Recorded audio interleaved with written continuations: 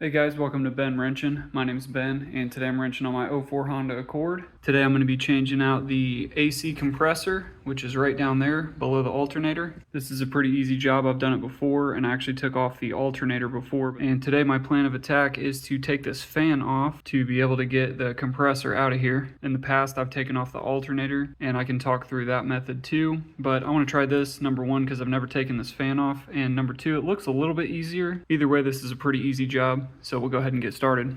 First thing I'm going to do is disconnect the battery. I'm just going to take off the negative terminal with the 10mm socket.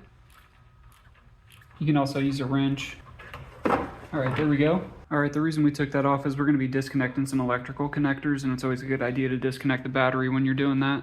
The two connectors we have are right here and right here. These are both for the fans, so we're going to disconnect these and take this whole fan out. We'll just need to take off this hose here on the coolant overflow.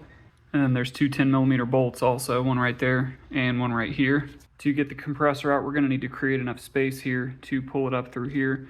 I've taken it out through the bottom before. It is possible, but it's very difficult. And these Hondas are real low to the ground, so you don't have a lot of room to work with. You could always jack it up and just take off the compressor bolts and try to weasel it through the bottom, but that's pretty difficult, so that's why I go through the top. In the past, I've taken off the alternator before, but then you have to take the belt off, unbolt the alternator, take it out, and that creates enough room to get the compressor out. But like I said, today I'm going to try this fan because it's only got a couple of bolts, a couple electrical connectors.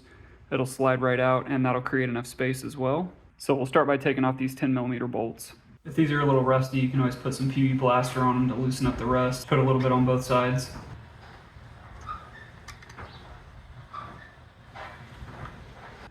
You want to be careful here because that square threaded nut that the bolt is going through, it's going to create leverage on this plastic piece here, and you could crack that, and then you need to replace your fan. So one thing you can do is back it off a little bit and stick a pocket screwdriver in there and just turn it real carefully.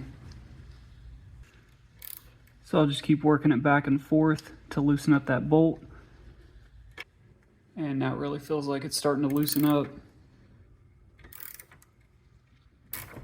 And now I've loosened it up pretty good, so I can get it out now. And there's one bolt. So I'll do the same with this one here.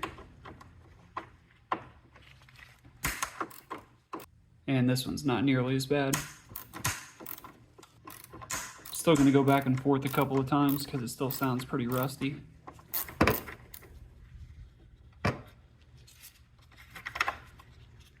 There's the other one. All right, and there is one more in the center right here. So we'll need to take this one out the same way.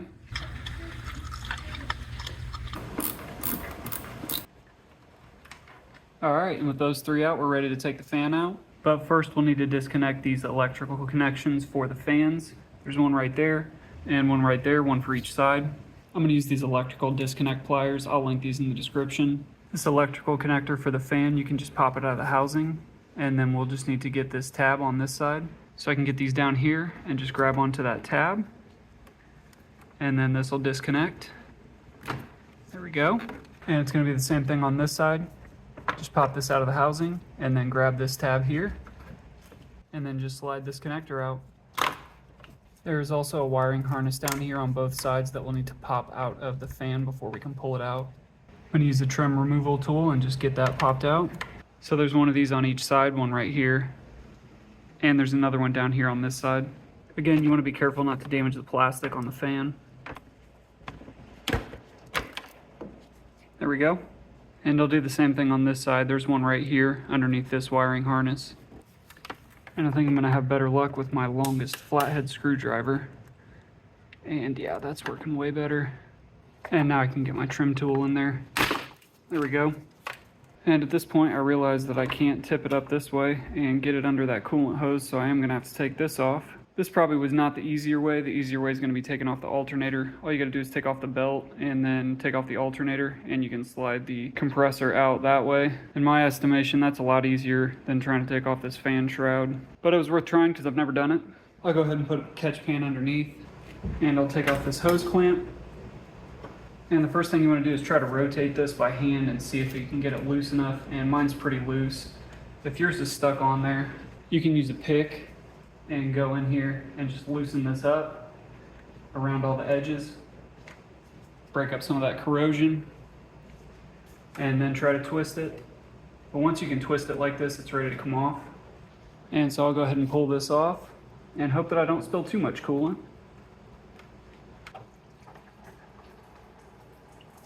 All right, I only spilled a little bit, so that's not bad. Now I can set this hose so that the opening is above the level of coolant and then nothing else will drain out. And so I'll let the radiator drip out the rest that's in there. All right, and with that hose off, I can go ahead and take the fan out all the way. Just kidding, there is one more electrical connector down at the bottom. And luckily I was able to just pull that one out by hand. I'll show you where it's at when I get this out. And with that, we got the fans out. All right, so just a quick recap. There were the 3 bolts at the top. There were the 2 electrical connectors for the fans. Disconnected the line for the coolant overflow. There was a wiring harness on this side attached right here, and then a wiring harness on this side attached in 3 spots, one right there, one right here, and the last one was down there in the corner, but I was able to just pull that one out by hand. So once you get all that off, this fan will come right out, and now we've got a nice big open space to get that compressor out.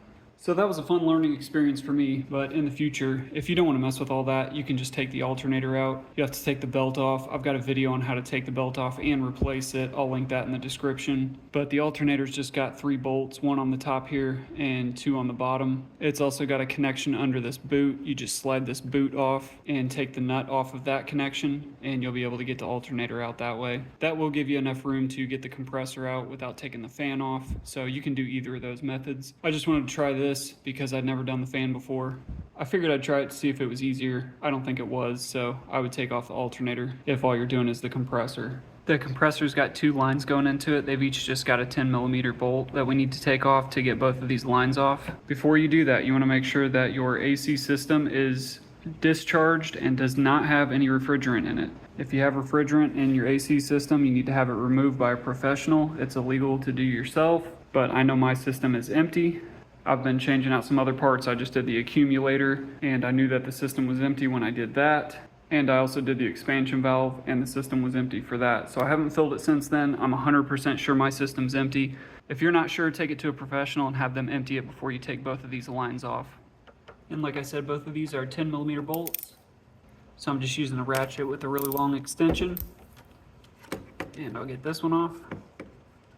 And this bolt is right next to this line, so I can't get the extension in there, but I can just get my socket down in there, and I can break it loose like this. And so I'll just take both of these bolts out. There we go.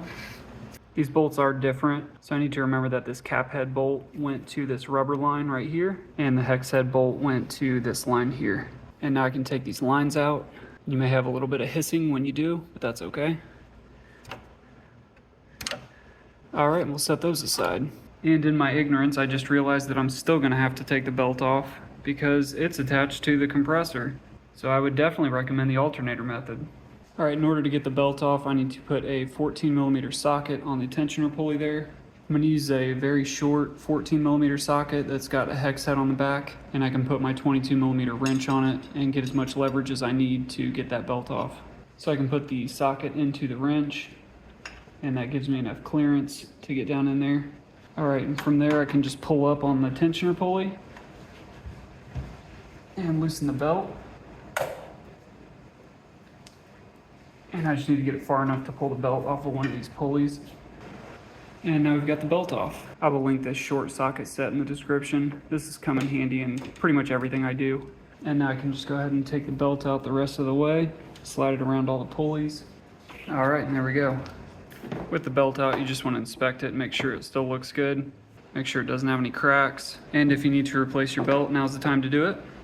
With the belt off, we're ready to get these bolts off the compressor. There are 4 12mm bolts, 2 on the top here and 2 on the bottom in the same spots. And I'll just break them loose real quick. So I can feel both of the bolts on the bottom. They may be easier to get to from the bottom of the car. So in order to show the bottom 2 bolts, I'm going to jack the car up and show you what they look like from underneath.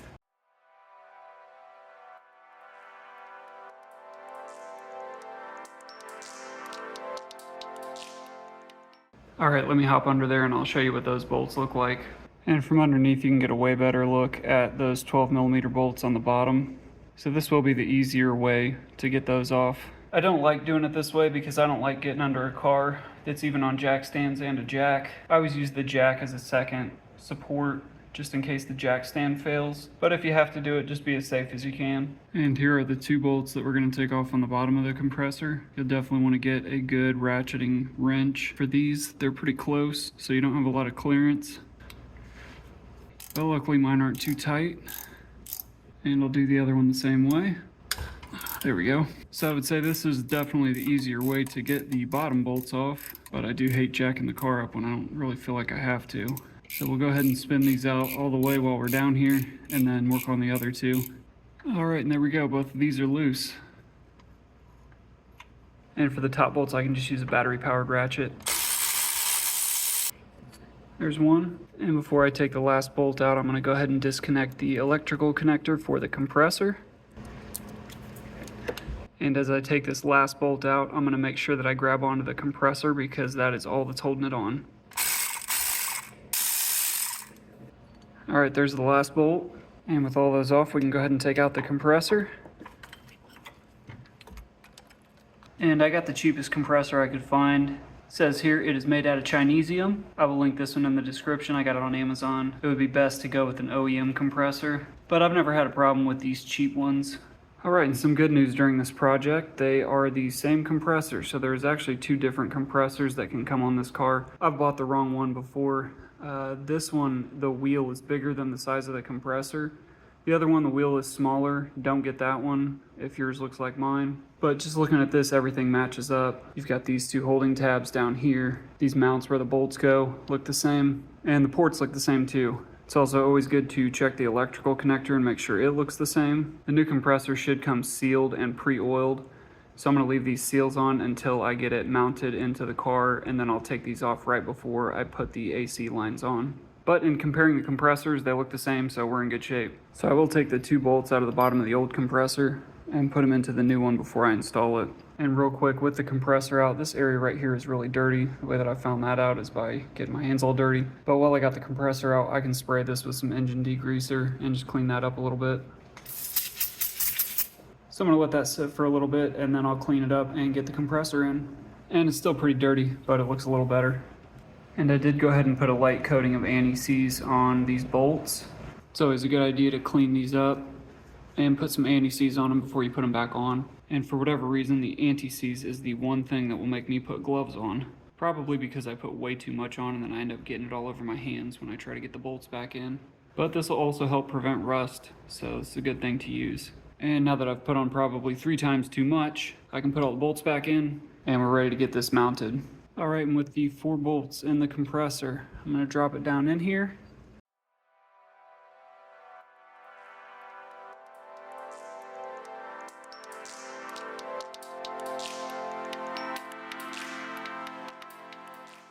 I really had no idea how difficult this was going to be to record. There are 2 notches just below where the top bolts go into, where my thumbs are. The compressor will rest on those notches and then you can get the bolts in a lot easier. So that's what I'll do. I'll set that up on those notches and then hopefully thread these top bolts in a little bit and just wiggle it around until one of the bolts catches on the threads. There we go. So I think I got those top 2 started. And now I'll go underneath and work on the bottom 2. And for the bottom 2, I can just slide them in and then wiggle the compressor around until I get the bolts started. That one feels good. And there is no way to get a good shot of this, but I'm just wiggling the compressor around and twisting that bolt until it catches into the threads. And I can feel it getting tight, so I think that's where I'm at. And then I'll use this 12mm ratcheting wrench to tighten these bolts down the rest of the way while I'm down here. Alright, and both of those feel pretty tight, so we'll go ahead and do the same on the top. Same thing here, 2 12mm bolts.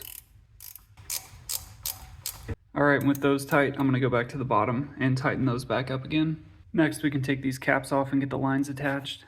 The bolts in my compressor are 10mm. So I'll go ahead and take these out.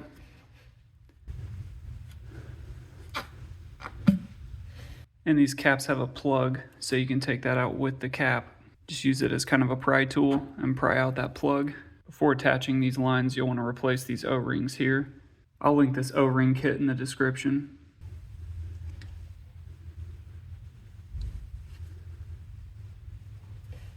This line here, the O-ring, is a 7/16 by 3/32. I'm going to dip it in some PAG oil. I'll link this in the description too. You can just get a little bit in the cap and then dip it in there. So I'll lubricate these O-rings and then get them installed. Alright, so there's one. I'll go ahead and lightly push this line on. Since the bolts on those caps were new and they're the same thread pitch, I'm going to go ahead and use these to attach my lines. I'm not going to tighten these too tight because they've got an O-ring, but I do want to get them snug. And I'll do the same thing for the other line. I'll just replace the O-ring before I reattach it. This O-ring's a little bigger. It says it's 14 by 2. Alright, there we go. And then I'll just attach this one the same way. Push this in slightly until it seats. And then I'll use the new bolt to tighten it down. Same thing, not too tight, but I want to get it snug. Alright, and then we'll wait to connect this electrical connector until we get the fans in. So with that, we've got our compressor installed. We can go ahead and put the belt back on and get the fans back in. I really should clean up these fans, but I don't really feel like it, so I'm just going to throw them back in the way they are. I'm not putting any more PAG oil in the system. The compressor comes with oil in it, the amount of oil that you need when you replace the compressor. The accumulator would not need any oil, and either would the expansion valve, so we don't need to add any oil to this system. And before I put the fan back in, I noticed there's a coolant temperature sensor down there. You could replace that while you got the fans out if you're taking the fans out like I did. Alright, now I'll drop the fan back in. It's got these 3 spots where the fan sits in a bracket below.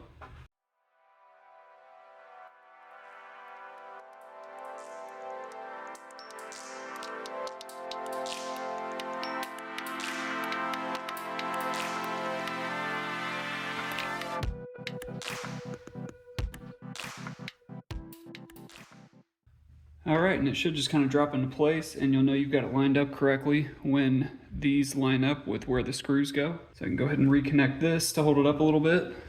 I can also reattach this coolant hose now that I've got the fan back in as well. And I'll put these 3 screws back in. I just noticed that these screws also, in addition to being hex screws, have a Torx opening on the top too in case they're stripped. That's pretty nice. Good job, Honda. So I'll get these started. And after realizing how difficult these were to get out, I'm going to put some anti-seize on them. Just a little bit before I put these in. And hopefully that'll help the next time I take these fans off. You'd be surprised how much help just a little bit of anti-seize will do for the next time you do something. So it's always a good idea to put some on the bolts before you put them back in, pretty much anywhere you're working. Alright, so I'll go ahead and tighten these down. And these go in a lot easier than they came out. Make sure all those are tight. Alright, and now we can reconnect the coolant hose and the electrical connections. So this locking style hose clamp, you just want to be careful. If it lets loose, then it'll pinch your fingers, so just put it back on carefully. And you'll see kind of an imprint of where the hose clamp was before. You just want to line that up exactly how it was. And mine was just like that, so I will now release the hose clamp and let it tighten down. And then you can always reposition it a little bit if you need to, just to get it right back where it was. And all that's left are these electrical connectors. We've got quite a few. First I'll connect this connector for the compressor, and you can see how it's supposed to line up. Really only aligns one way, but mine is not fitting in correctly. First thing I'll do is take out this little gasket and put it on the other side. I think that's holding it back from snapping in there. And so I'll stick that back in here and push it down. I think it was getting caught on that. So I'll push that on there and see if that helps. I think this thing here is the problem, so I'm going to take this out and see why it's not fitting correctly. So it did snap in there without this white cap on here. And my old compressor had this cap removed too. So this cap was preventing it from snapping closed. I imagine it's because it's an aftermarket part. It probably goes to a number of different compressors. And the way these connectors are lined up, it's not lining up. So I just need to put this gasket down here without that cap and it'll snap in here. It's not ideal because it can let moisture in, but it should be fine. So I'll put this gasket back in here on this side of the connector and snap it down and make sure that I get a good connection. All right, and with that cap off, with the gasket back in there, I do get a good connection. I got it to snap in, so I'm gonna say that's good enough. All right, so on this side, I know this electrical connector harness pops in right there. And then here's the connector for the fan. So I'll reconnect the fan connector. And then this pops in here. On this side, there are 3 holes for this wiring harness to pop into. One of them's down here at the bottom, towards the bottom right side of the fan. And there's another one here right in the center. I can reconnect the fan electrical connector, pop that back in here. And then this harness goes right here. Those are all pretty loose. The bottom one did snap in, these 2 didn't, and I'm okay with that. All right, and the reinstallation was way easier than taking it out. So I've got everything back in. The next 2 things I need to do is I need to refill the coolant, so I'll show you how to do that, and then I'm also going to refill the refrigerant. Before I do both of those, I need to get the belt back on. Before putting the belt back on, you just want to inspect it, make sure all the ribs look good, the backside doesn't look frayed, there's no tears, there's no indication that the belt needs replaced before you put it back on. Mine's pretty new. I actually did a video where I changed the belt on this car. I'll link that up top. I'll also show a belt diagram of how the belt is orientated around all the pulleys. And so I'll go ahead and snake the belt down in here and get it on the compressor pulley and the crankshaft pulley at the bottom. And you can see these 2 pulleys here inside the wheel well. So I'll just put the belt around the crankshaft pulley and make sure it's around the compressor pulley too. From there we can bring it around the idler pulley and back up around the alternator. And from there I leave it loose so that I can get my wrench on the tensioner pulley. 14mm wrench on the tensioner pulley. And I'm going to use the larger wrench to get extra leverage. And from there I can release the tension and get the belt around the power steering pump pulley. And slowly put the tension back on and make sure that it stays on all the pulleys that I've already got it around.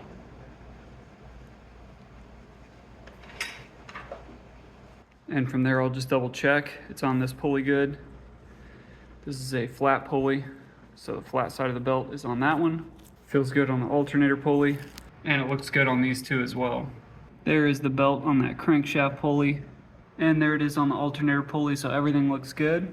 All right, the belt's reinstalled, so now we can go ahead and fill the coolant.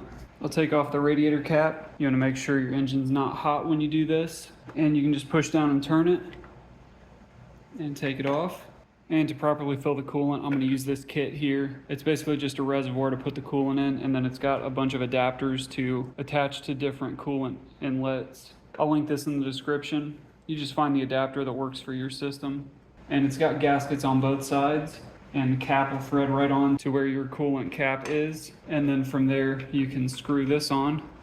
And from there, you can just fill this up with antifreeze and let it sit for a while and let all the air bleed out.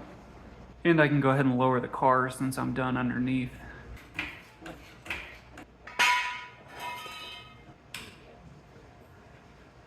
And I'll just keep putting coolant in until it's full. Right about there is good. And since I need to start the car, I'll go ahead and reconnect the battery. And now I'm ready to start the car. And once it gets up to operating temperature, the thermostat will open and a lot of this coolant will drain out, so I'll just keep it filled up once that happens. It did get up to operating temperature and there's still coolant here, which means the entire system is full of coolant. There's no air bubbles. I let all the air leak out. And so now I can go ahead and take this off. It's got a valve here that you can close. And then I can go ahead and take this whole thing off, let the little bit of coolant drain out. And now I can go ahead and put the cap back on.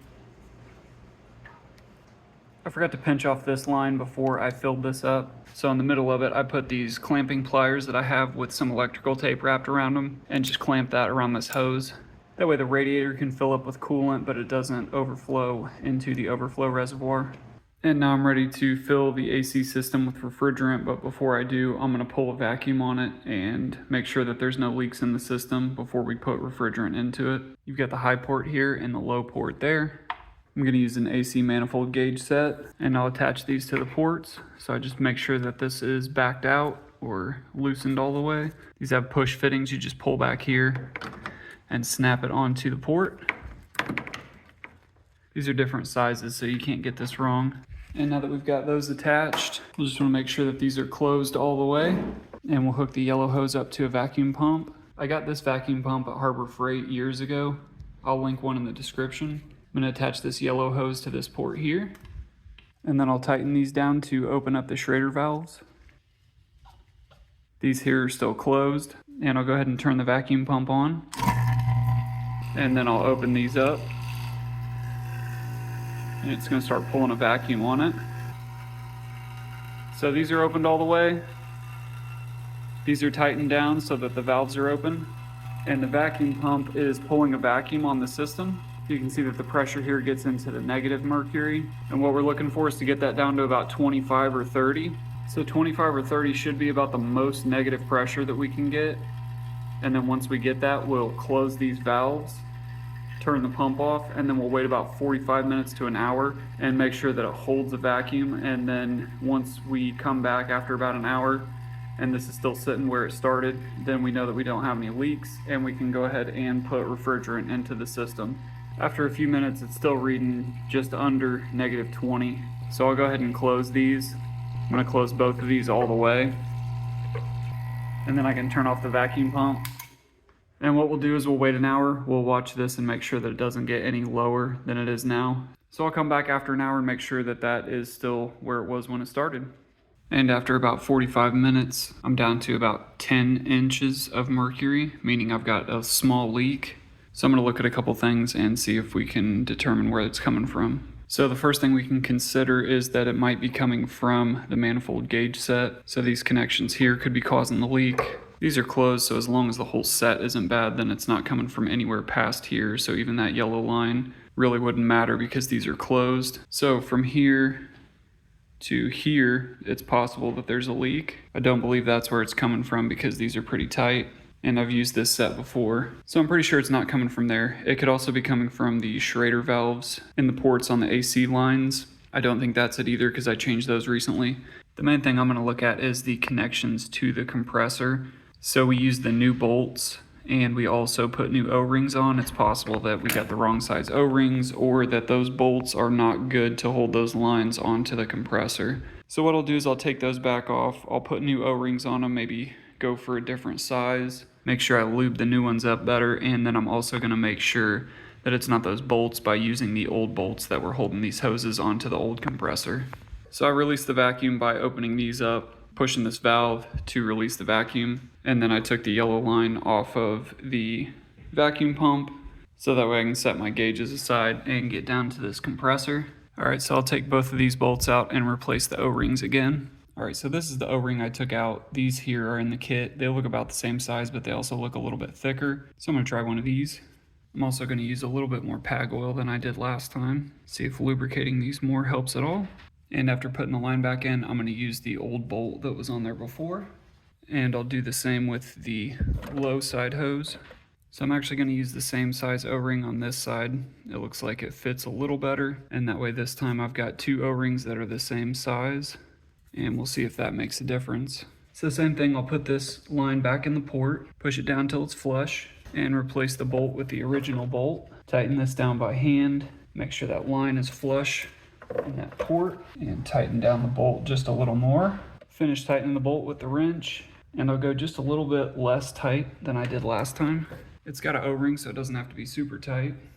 And now we'll try this again. So I'm going to close both of these. All right, everything feels tight. I'm gonna kick the vacuum pump on. And then I'll go ahead and open these up. And we'll get it down to as much negative mercury as we can. And try it again. So we're back down to 21 again. You should be getting down to 25, possibly even 30. That's about the max that you can get. I figured mine's only going down to 21 because my vacuum pump's old, my manifold set is old. I have gotten it down to 25 before with this set and this pump, but that was years ago. These have sat for years unused, so they're probably not the best. I figure if I can get it down to 21, turn off the vacuum pump and it'll hold 21 for an hour, then that should be good enough. We'll be able to see if there's a leak. So after running the pump for a few minutes, it's still only at 21. So I'm gonna go ahead and close these, turn it off, and wait an hour and see where we're at. And after another hour of letting this sit, it is back down below 10, so we've still got a leak somewhere.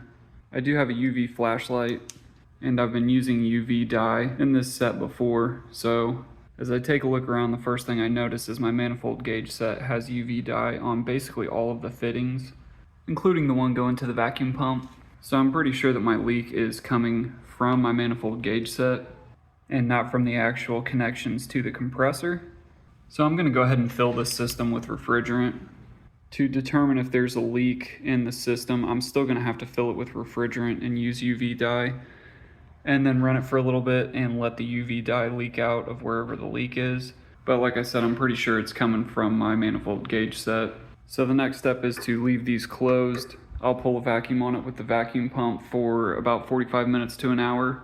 That's to remove any moisture in the system that we may have introduced when we had it open changing out parts. So I don't need to change anything. Those are still connected. These are still closed. I'm just gonna kick on my vacuum pump and open these back up. My knob on the low side is worn out, so I'm gonna have to use a wrench to open it up. So I'll open up both sides, pull a vacuum on it for about an hour, and then I'll be ready to introduce refrigerant. All right, and thanks to the magic of editing, this has been running for an hour, so I'm gonna go ahead and close these up and turn off my vacuum pump. Now at this point, you can let this sit for an hour again and make sure that you don't have any leaks. That should stay where it started. But since I've already done that, I'm gonna go ahead and fill it with refrigerant now. When filling the refrigerant, you wanna locate this kind of tag on your car. This will tell you what type of refrigerant to use. So this is telling us to use 134A, and it also tells you the recommended charge. So this says we need to put somewhere between 17.6 and 19.4 ounces.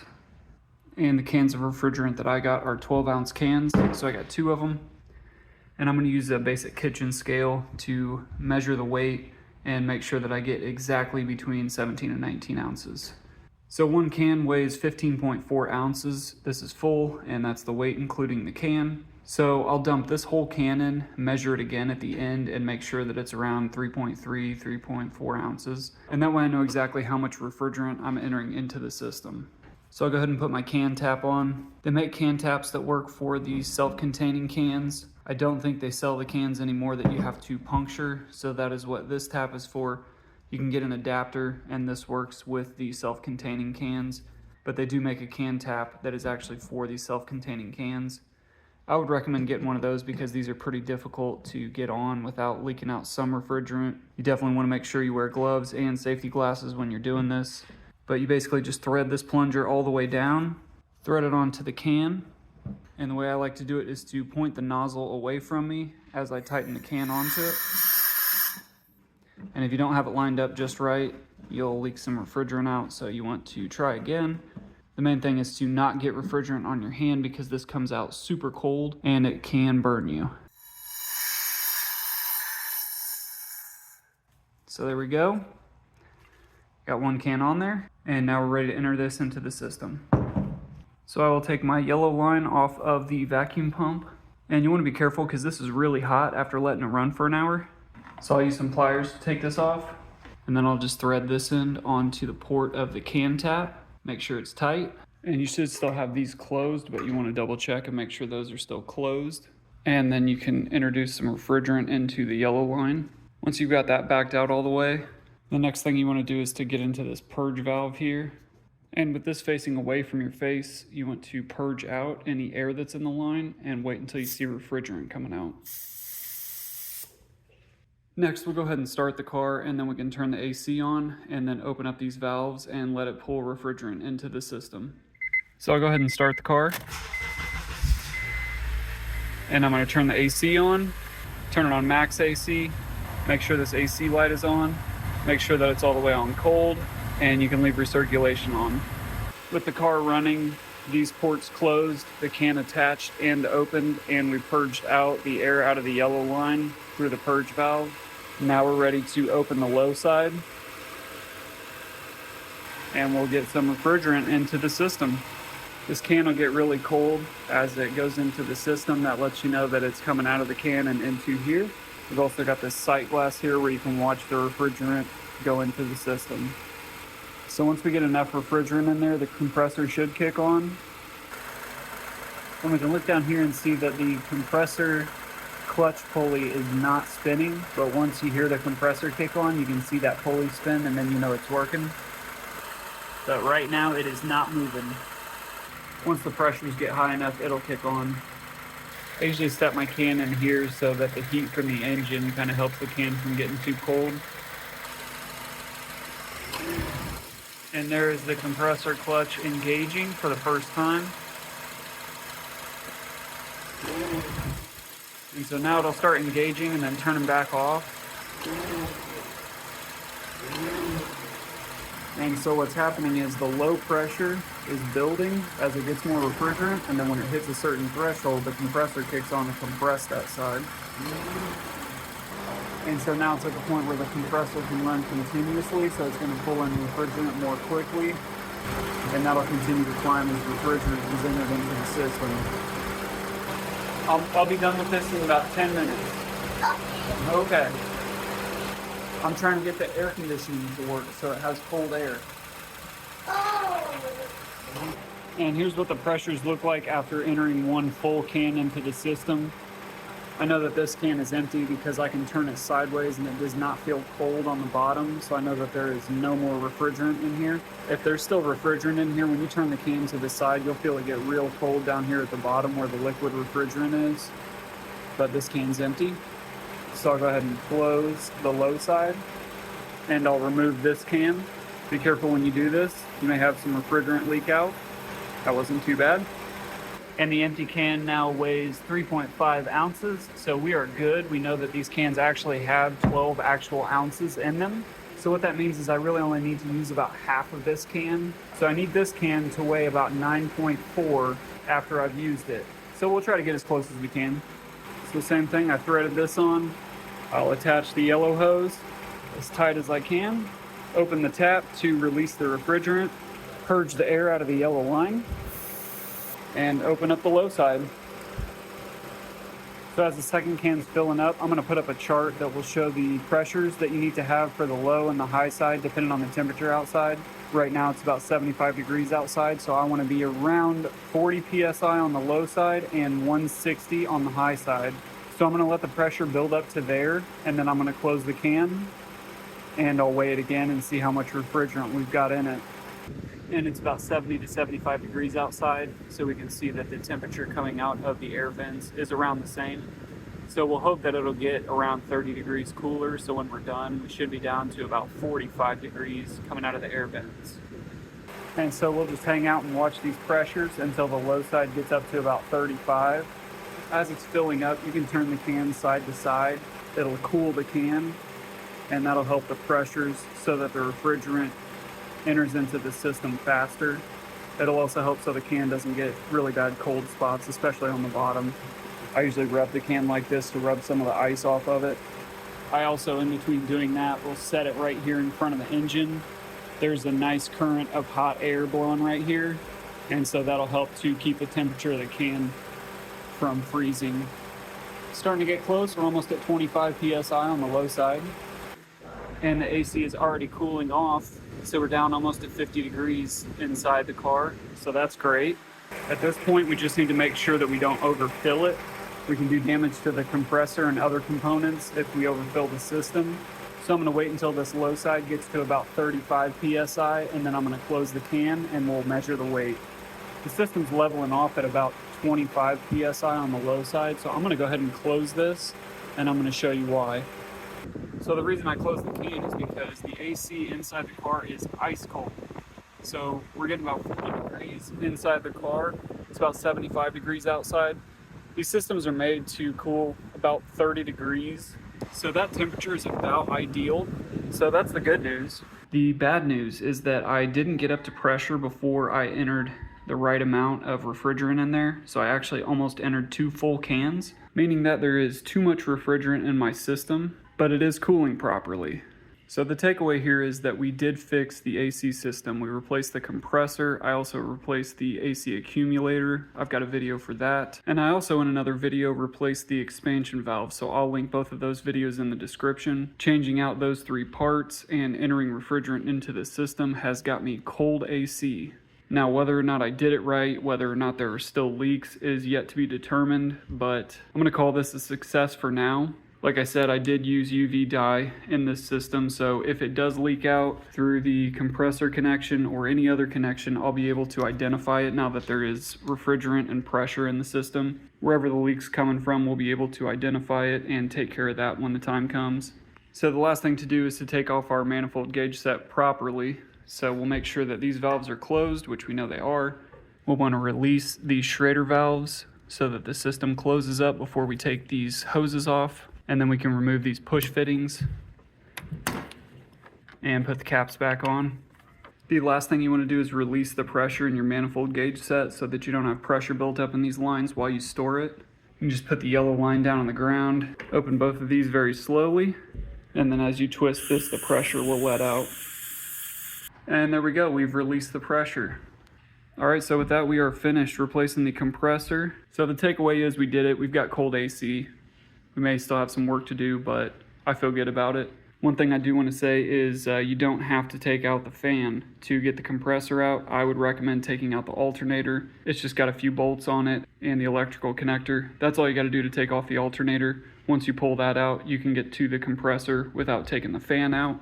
I did use quite a few tools. I do have some specialty tools like a gauge set, a vacuum pump, and all that. So I will try to link as much of that in the description as I can. But that brings us to the end of this video. So thanks for watching, guys, and make sure you subscribe if you want to see more content on my 2004 Honda Accord, or my 94 Chevy K1500, or my 08 Infiniti FX35. But again, thanks for watching, and I'll see you guys in the next video.